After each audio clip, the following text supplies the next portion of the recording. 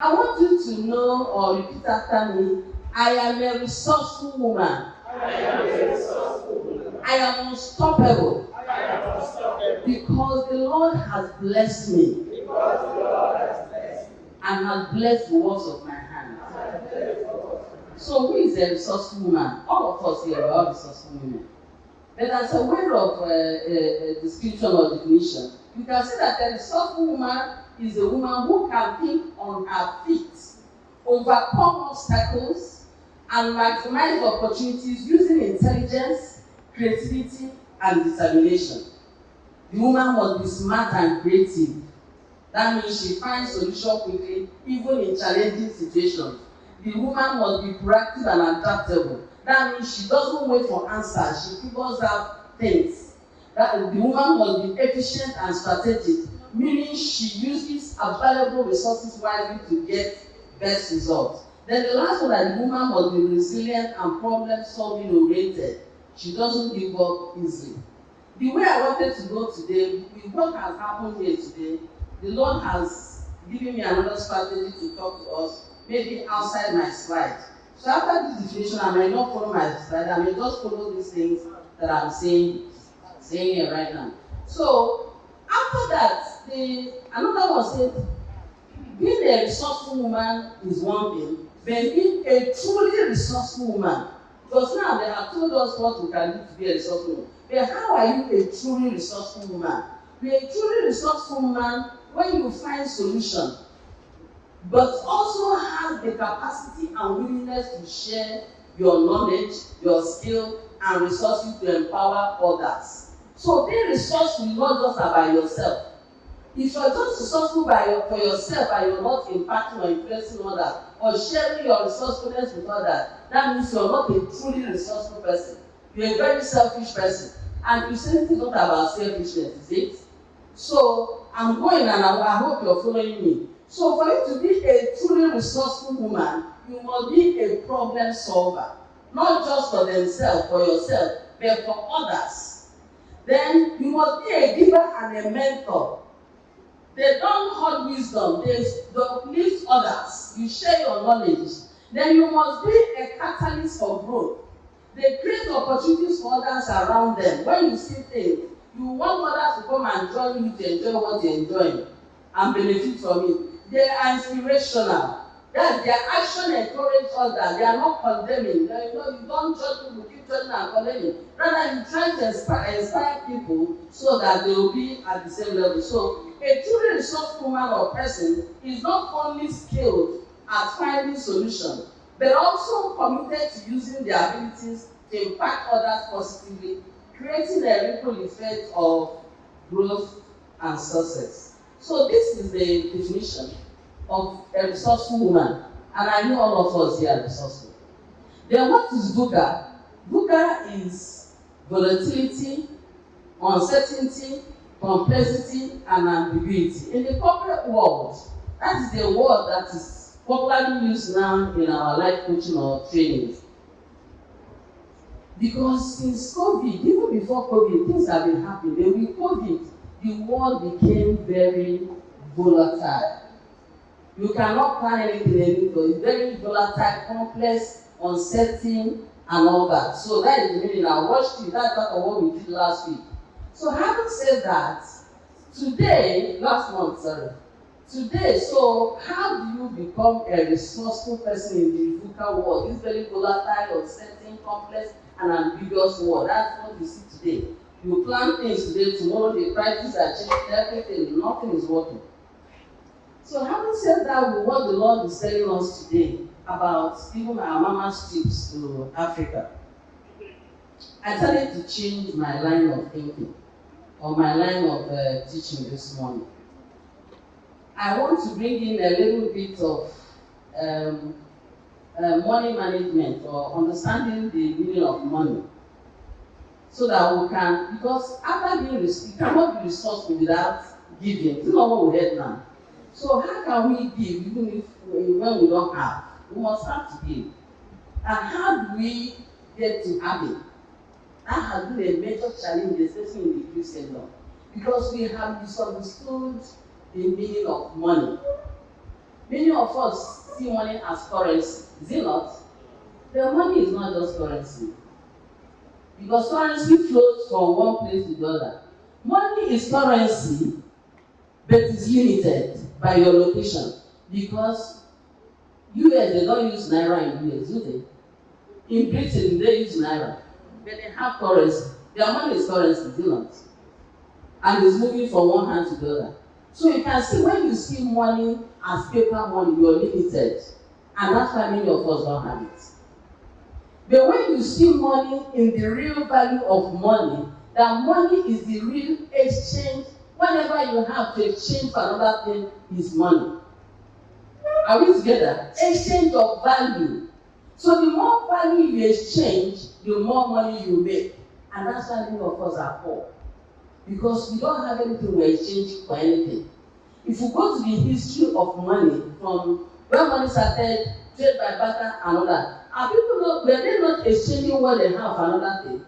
Until it became too complicated and too complex. They now, over the time, we went to paper money, and now we even have the card, the cryptocurrency and all that. So there are so many, because the world is evolving.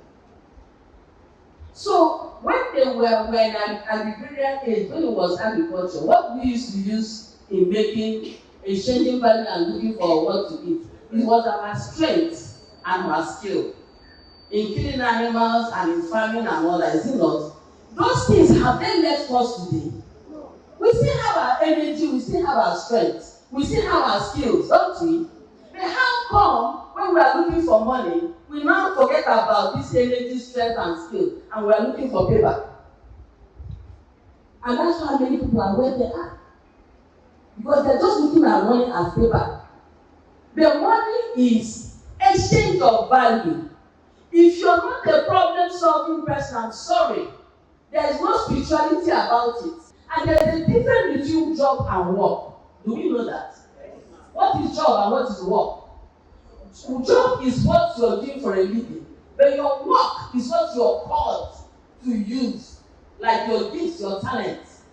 Which you can go to school and translate them to skills and you'll be working with them. But it's something that is embedded in your talent. It's an innate thing. Nobody can take it from you, and God has given all of us. There's nobody God has created without any gifts or talents. But where we are, we have not discovered. That took us to where we started last week. That how do we become resourceful? Number one was, can somebody remind me?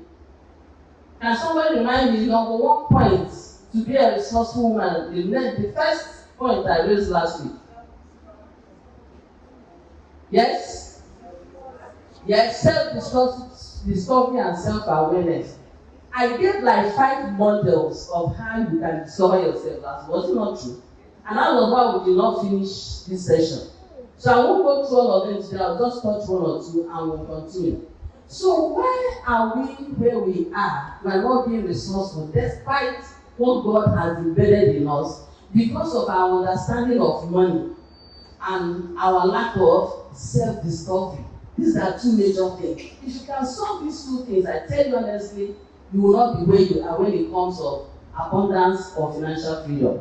So having talked about money, I want us to know that for you to have money or create wealth, you must have something you're giving. And we all have it. If you don't have money, you have energy, you have your skills, you have your skills. So what are you giving? Because if you give small, that's how the money will flow to you in small. If you give big, the money will flow to you in big. If you give at state level, you get money at state level. If you give at national, you will get at national. If you give at global, you're giving services or products or services or changing value at national, you get the kind of money that global businessmen like that will take them and all these people they have. I don't know if I'm making sense. So whatever you give is what flows back to you. Exchange. You must exchange something before you can get something. Am I making sense? So money is exchange of value. So many of us are poor because we are not exchanging anything. And I tell you honestly, when I left banking, I started my consultancy. I had to write companies to tell them, please, can I come and take 1 hour sections, training for your staff? That's why I penetrated many companies. They didn't pay me, but I knew what I was doing. I was giving something in exchange. As I went there, they saw I could do it. Next time, they said, okay, Tonia, can you come and do for us, you know? But many of us are not ready to give anything free. We want, oh, how much? You're waiting there, nobody has come to price me. Go, you have this thing already, it's there, that is your work. Why don't you go and give it? How many people here can volunteer to the company? Maybe you want to go and work in the company and there's no vacancy. You now write the HR that I have first class in this and this, I have this skill. Can I come and do internship in your company without pay for 3 to 6 months? You think they won't call you? Meanwhile, there's no work. But they will make a space for you. And when you enter there, you're good, there's no way they will let you go. So we must learn to be resourceful. Let's stop sitting on the fence. We have stayed in this mountain for too long. So self-discovery and self-awareness, many of us have not discovered our talents. And that's why we don't know what we have and what we can exchange. So that is the basic problem. So please, go and write at least 5 to 10 problems around us, from Wailing women to your neighborhood, to your church. Just as I'm talking, you can be writing them now. What are the problems I can see around me? Some of you, or some of us, can live in a place there is no salon. You travel far to go and everybody's complaining against it. Oh, no salon there. That is the problem. And as you provide solutions, you start making money. So we must identify problems. Many times we don't look around us. We are looking for it in Sokoto. You are looking just for Sokoto here. Do you understand? So that is part of the problem, self-discovery. And the second thing I talked about that I will mention out of the 4 models is our personality types. Understanding ourselves, still under self-discovery. So what personality type do you belong to? Because this is the combination for you to discover yourself and become aware of who you are. You must understand these things, if not, just be floating. I told us here last time that I discovered myself at 49, 50 years when I never found I paid somebody 250,000 to coach me for 7 days. A life coach when I was going into my business. And that was when the man opened my eyes to understand so many questions nobody could answer for me when I was on the job. Some mistakes I made, if I had known what I knew that time, I wouldn't have made it. And that's why, even in Wailing women here, I had to withdraw from the crowd, not just here. I had to go and rediscover myself. So I've been in the journey of self-rediscovery for the past 5-6 years. Because I kept asking, why are people seeing me differently from how I am? Number one was my upbringing, I told us. So my father was very democratic. We were 6 girls and 2 boys. And he knew the importance of girl-child education because he was the headmaster. And he would tell us, look, if marriage is your problem, you tell me so that I'll give you that. But my plan for you is to go to school. Then every 2nd January, we call the whole family and sit us down and bring his diary and read out everything he has recorded against your name for the year.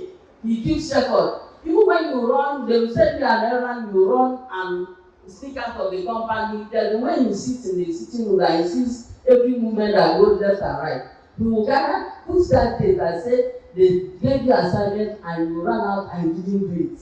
You will read out everybody one by one. When you finish, you say, okay, people should tell me my own one that didn't do right. So I had the opportunity to be speaking up from childhood to my parents. And then, it was a taboo for you to even talk back to your parents. So I had the opportunity to speak up because my father gave us that opportunity. So that's what makes me to speak. Anywhere I am, there is issue. They ask I will speak out. You understand? So that was my upbringing. And I saw it was bringing a lot of problems to me. I could be more diplomatic. You understand? People don't understand that you're trying to make an impact. You're being resourceful. So you come with that zeal, you come with that energy, and everybody says, who is this one? They want to quench you. So when I now took that training, I now started understanding my personality type and now changed my strategy in dealing with issues. So we talked about 2 schools of thought. Tim Lahiri and Mayor Briggs that said, we have the generals and the choleric. They are the same thing, they're two different people using different languages, simpler and more complicated. So the second one is signing. So wait, you know the generals now. You know how the generals do, the attribute of the generals. They are door openers, they don't take no for an answer. And so if you belong to that personality type, and you have another general, maybe as a sister in your team, or as your husband, as a supervisor in the office, and you see that you're the same personality type, people that are very stuck up with themselves, so to speak. Do you understand? They are go-getters, they can open doors, but they may not be able to sustain that door because of their character. Sure, you understand? So when you are in that category of personality type, what do? You need to work on yourself so that you can go and take some attribute of a socializer. Socializer that a butterfly type of people that wants to know what is happening around everybody and around them. You understand? You can't put them down to anything. So you don't give them leadership position. Because they don't want to offend anybody, they just want to be everybody's friend. You understand? So the next people are the team players. These are people that they don't want to be seen or heard of, they just want to be behind the scene. Doing the work as long as you are appreciating them and giving them what is due to them. They can die for you. These ones, you can use them best for personal PAs, personal secretaries, and all that. Then the last people are the detectives. The detectives are the people who say they are very negative or minded or pessimistic in nature. But you need them. Everybody here is needed in a team for us to be very resourceful. You can't play down on anybody. The socializer, the Tatafo people, most of them make the best of comedians. Do you understand? They will go around the neighborhood and get information of what is happening. Don't you need it in your team?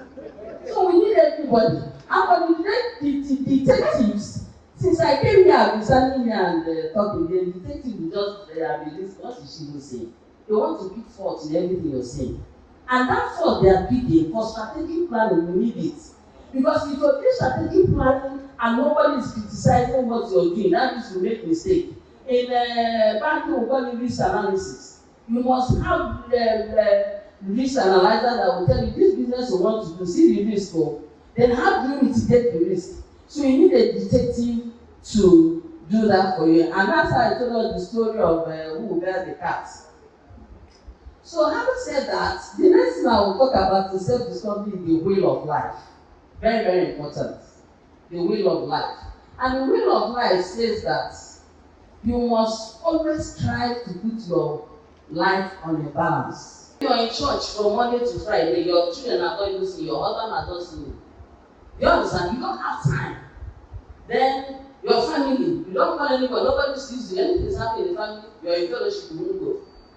Then your finance, you're too busy. They don't financially trace you. Don't give anything about finance. Just the Lord will give, the Lord will take. You understand? God will provide blessing. No, Abraham blessings are mine. You will provide to your man without doing anything and exchanging anything. It will not work. So this self-discovery model says that you must make sure that you balance, you place your life on balance. How do you do that? This thing is a full-time course that is broken down to days and weeks. You mark yourself. How many times do you call your children in a day? If it's 4/10, 6/10, in a week, in a month. After you aggregate all this, you score yourself whether you're doing 50%, 30%, and you now place it on your wheel. Most times, many of our work, they can never balance. But it will help you to know the areas that you need improvements.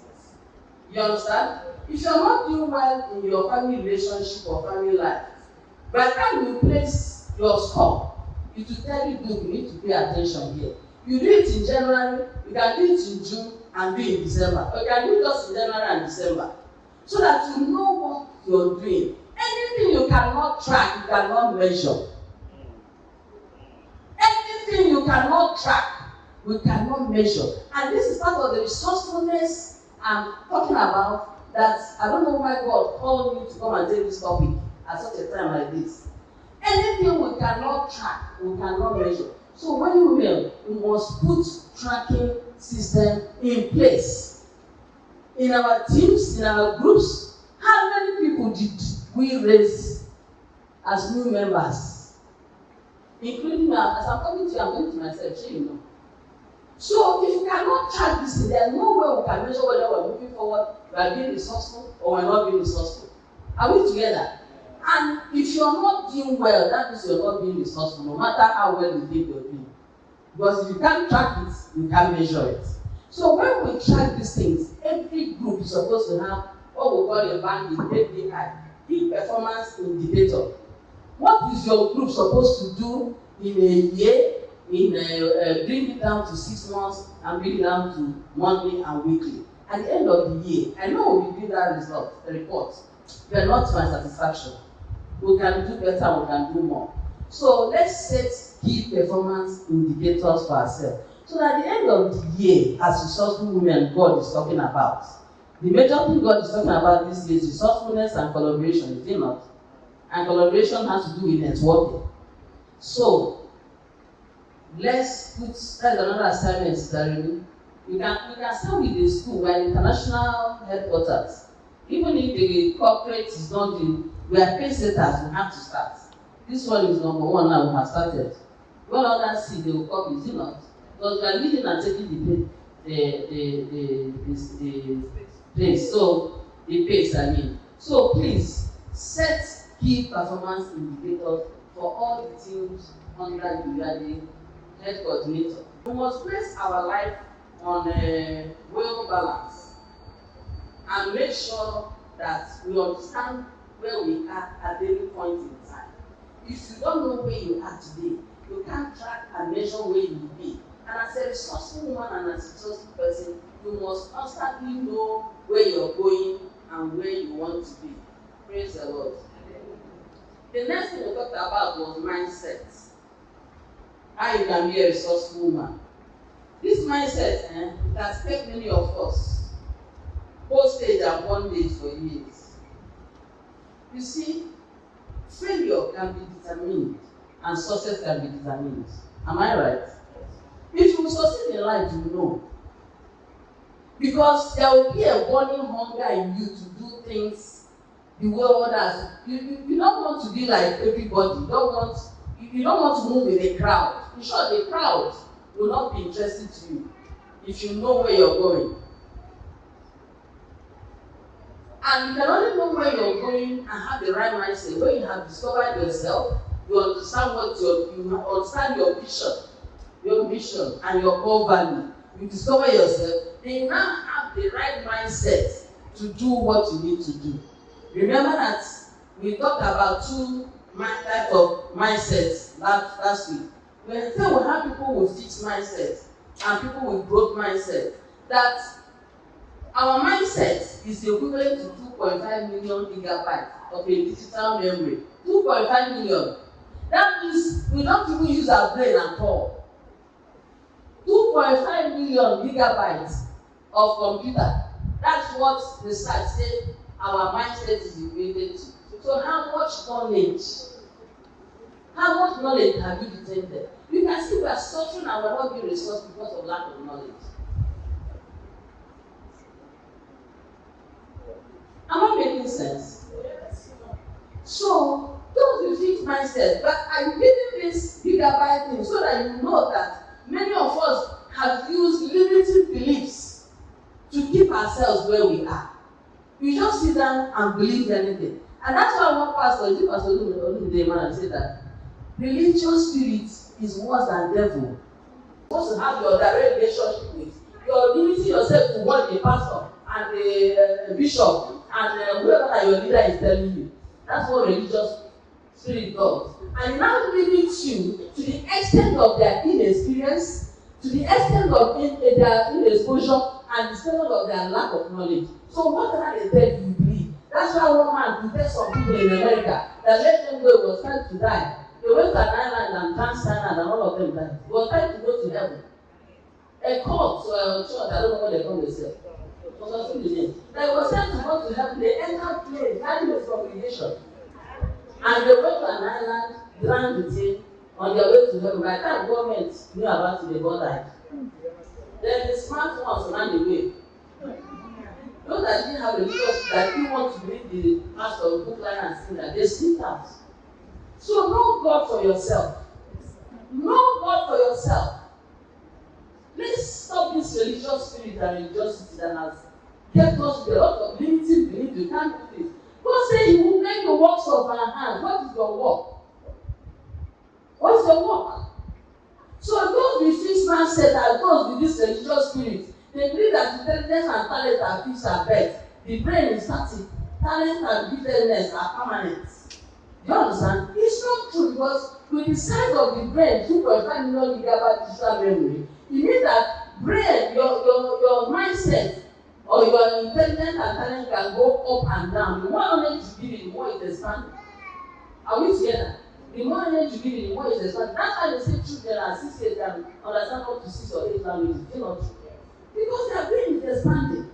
And we grow after BSc, first degree. We are now stagnated, no more personal development. We don't learn anything apart from praying and coming to read the word of God. Yes, it's good. But you need more knowledge to understand that word of God better than you where you are. Every day.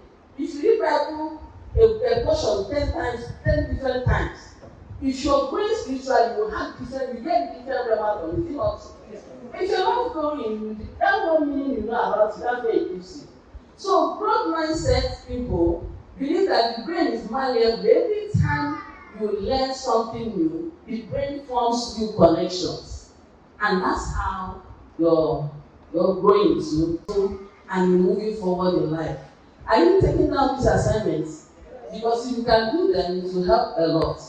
So I want to jump the growth mindset thing and we move forward to the next point that can help us to be resourceful. So, for you to be a resourceful man, you must understand the power of no. A lot of us cannot say no to people. And that's not being resourceful. You must learn to say no. Your no must be your no, your yes, but don't be dancing in between decisions. You're neither here nor there. The Bible says that I'll speak you, did not. So let's learn to stand for the truth and stand for what you believe in. If you don't stand for whatever, and if you don't have anything you're standing for, you don't for anything. So we must reshuffle our contacts.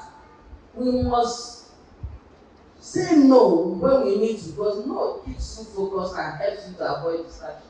Because distraction is the greatest enemy of distinction. I have never seen anybody that is distracted in life that stands out. Have you ever seen? You can never stand up now, because distraction makes you to lose focus on where you're going. And the next thing is that you fail in whatever you're doing. So the next one is personal discipline is key. For you to be resourceful, you must be personally disciplined. These things are all topics on themselves. Personal discipline is a whole topic. If you don't know how to suffer the pain of discipline, get ready to suffer the pain of regret. And in everything, you need discipline in everything you're doing. Even in the prayer life or doing, you need discipline. So discipline is so important, because discipline makes you to do what you want, what you need to do, even when you don't want to do it. Is it not? So you must learn to be disciplined. Doing the right thing at the right time. Discipline, I don't know where to start, but there's no time. We all know what I'm talking about. How disciplined are we here to be very resourceful? The Lord has been talking about lateness. Especially to me, thank God we're improving. Me too, I ran in today, I came 4 minutes after 10. That is the earliest I call. Do you understand? Discipline. But if it's come and see governor, you'll be there 30 minutes or 1 hour at the gate house. So you find out that you see, our brain is wired in such a way that what we tend to see as more important forms a kind of connection in our brain, and we pay more attention. So that's why we must balance whatever we're doing. Discipline is not just in one area and will not be in another area. Like life is so sweet, is it not? So if you know that you want to live long, and you know there are things you're doing, habits you have that will affect your life, why wouldn't you discipline yourself to deal with that habit? Are we together? If you're earning money Like they are paying you maybe 40,000 naira, 50,000 naira, as low as that, and you cannot save even 3,000 or 5,000 every time they pay you money. You are not disciplined though. See poverty waiting for you ahead. Because there are things you must do to build yourself up, either financially, spiritually. You know, if you're not disciplined to pray and read your Bible, you grow spiritually. So everything needs discipline. I'm running through because of time. Then time and change management. This one, this is where we have major issue. Time and change management. The world has changed. VUCA world, volatile, uncertain, complex, and ambiguous. So time management, self-leadership, so many issues. I don't have much time. But what I'm saying is that God has so helped us. He has given us numbers. He has given us talent. Let's look inwards, please. Maybe at times we don't believe in ourselves because we have not discovered ourselves. That is the major problem I know we have here. Many people feel inadequate. But I know we are loaded. There's no opportunity for you to offload what you have. Because we are not collaborating. God is talking about collaboration. Corporate collaboration. Everybody is very individualistic, me, myself, and I. All these wonderful talents we have here, can't we come together and sponsor albums for our music team? Can we not? Don't we have the resources? But nobody is thinking. And they say, well, you know, in the bus stop, they are selling our CDs and all that. And we're making money. Resourcefulness. So much. So when God is talking, he knows what he's saying. But I don't know whether we are not understanding or nobody has been able to bring it up maybe the way God has given me to share it with us. Well, another thing I omitted, there is no time. I want us to know the stage we are. Remember I used Jack Man's model of self-discovery that between 20 to 30 years, between 16 to 20, before 20 years, you should be the best student. 20 to 30, you should be acquiring knowledge, and 30 to 40, 20 to 30, you should follow the best bosses, supervisors, MPs. You should learn as much as you can, make as much mistake as you can. Between 30 to 40, you begin to master whatever you're doing. It's not the time to come and say, I want to go and study medicine, I want to go and be engineer. That time you have finished studying, you are now mastering on whatever you learned. Then 50 to 60 is when you begin to use younger ones to achieve. But then with younger ones, you're getting weak. You have already learned a lot to give back, to influence and impact the younger ones, and help you to get things done faster. And then when they're helping us getting, can you do what they're doing now with phone? As you're still thinking of what to do, they have used phone to get answer and what you're thinking. That is the generation and the 21st century where we are. So we must know that there is change. You cannot play down on that, and you must bring them in so that they can help us and make our lives easier. So from 60 and above that you should be enjoying. So if it's the time you're planning to come and start your business 60 and above, I'm sorry it's too late. So know where you are in this grid and where you want to catch up. But whenever you wake up is your morning. I have seen people that started learning, fulfilling their lifelong talent at 70. One woman I saw, this is the post in social media, I would just see them and laugh. She said she wanted to do aerobics or something. It was only when she was 60 or 70 she went to start learning it. And then she was 80 years or something. And she was still doing this thing.